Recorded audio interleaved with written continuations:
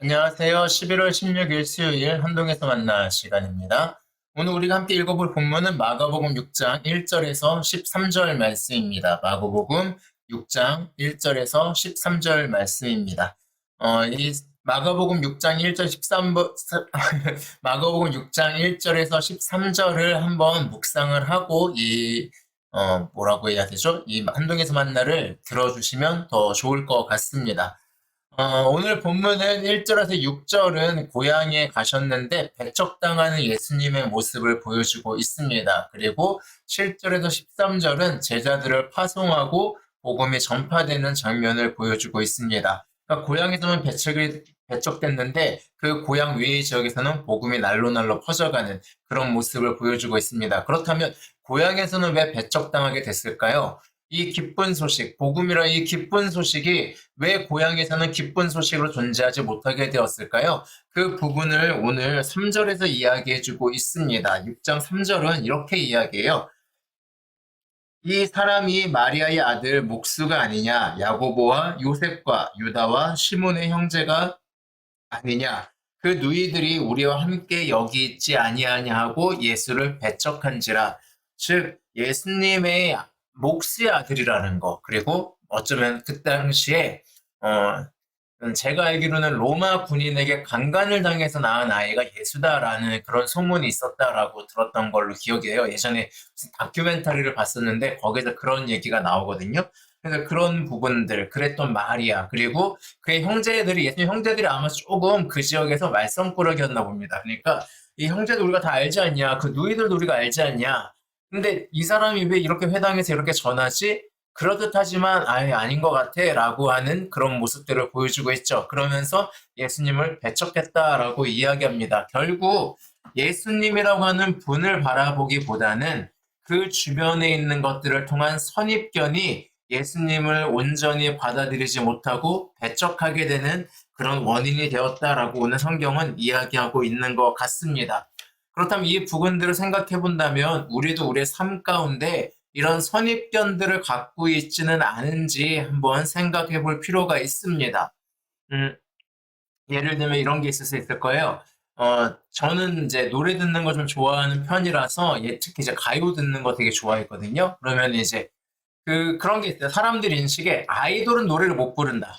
아이돌은 춤만 잘 추고 얼굴만 이쁘지 노래는 잘 못 부른다. 라고 하는 그런 나름대로 사람들의 선입견이 있어요. 그래서 또 실질적으로 아이돌들이 이제 이게 사람 수가 많아지다 보니까 노래를 부를 때 요즘은 노래가 약간 짧아야 되거든요. 이제 긴 호흡이 힘들어해요. 이게 유튜브도 10분 넘어가면 굉장히 힘들어 하거든요. 그러니까 이 짧은 호흡인데 노래도 되게 짧은 호흡으로 가야 돼요. 그러다 보니까 이제 간주가 사라지고 뭐 이런 것들이 나타나는데 여하튼 그 짧은 가운데 유닛이라고 표현을 맞죠. 유닛은 한 8명도 있고 6명도 있고 막 이러다 보니까 파트가 되게 많이 나눠져요. 그러다 보면은 실질적으로 노래를 하는 시간은 보통 20초에서 30초 정도가 안 되는 경우가 많습니다. 한 가수가.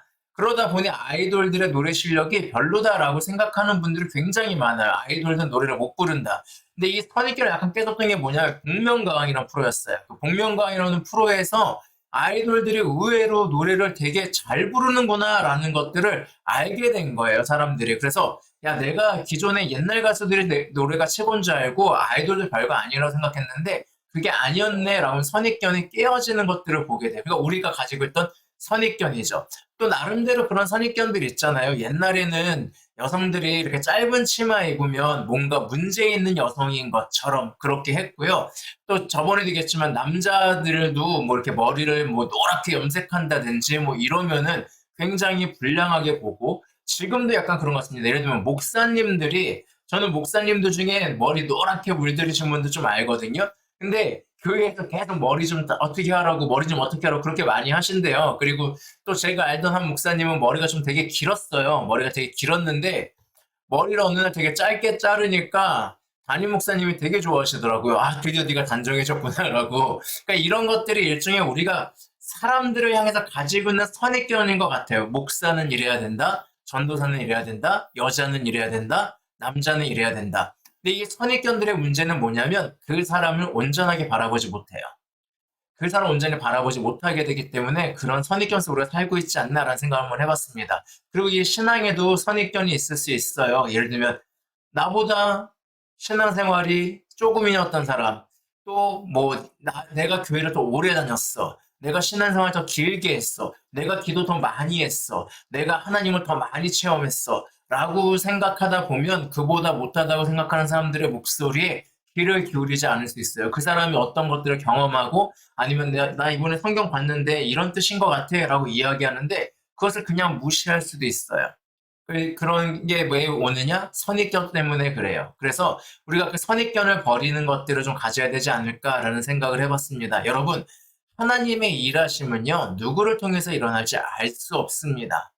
나보다 더 못한 것 같은 사람에도 불구하고 그 사람을 통해서도 하나님은 열심히 일하시고 계십니다. 그래서 하나님의 일하심에 우리의 불신을 넣음을 통하여서 선입견을 가지고 하나님의 일하심을 바라보지 못하는 그런 실수를 하지 않았으면 좋겠습니다. 그리고 우리는 사람들을 언제나 선입견이 아니라 그 사람 그 자체로 바라보는 그런 시간이 되었으면 좋겠습니다. 그래서 여러분들 오늘 하루는 내가 가지고 있는 선입견이 무엇인가에 대해서 한번 생각해 보시고 그 선입견을 풀어내는, 그래서 사람들을 사람 그 자체로 바라보는 그런 아름다운 하루를 만들어 가셨으면 좋겠습니다.